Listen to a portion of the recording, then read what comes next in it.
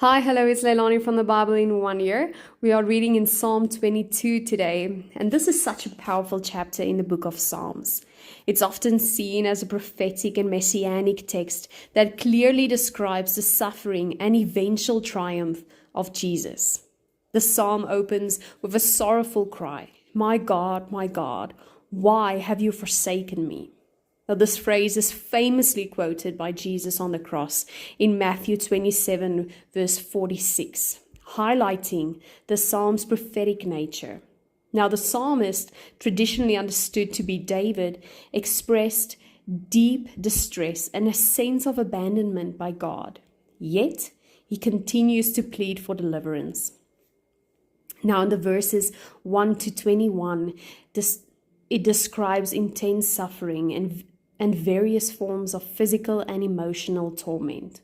The psalmist feels scorned, mocked, and surrounded by enemies.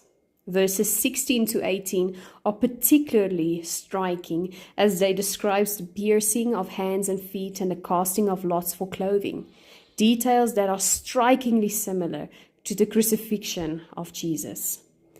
Now, later on in the verses 22 to 31, the tone shifts dramatically from suffering to praise. The psalmist recounts how God had listened to his cries for help.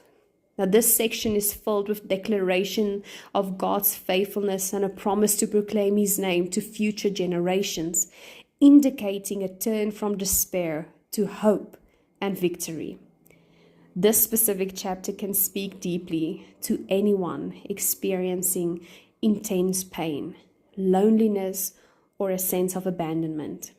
Now, we can identify with David's honest cries to God because this psalm teaches us that it's okay. It's okay to bring our deepest fears and struggles before God, trusting that He hears and that He cares.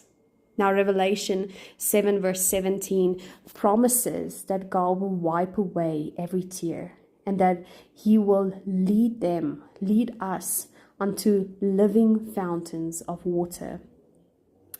Now, we are encouraged to move from a place of despair to one of hope. Despite the darkest circumstances, God is ever present and attentive to our cries. The ultimate fulfillment in Christ's resurrection assures us that suffering is not the end, that there is always hope for redemption and joy. So, whenever you are facing trials, let Psalm 22 remind you that God sees your pain and He hears your cries. He is a refuge in times of trouble. And like the psalmist, we can trust that God will transform our sorrows into songs of praise.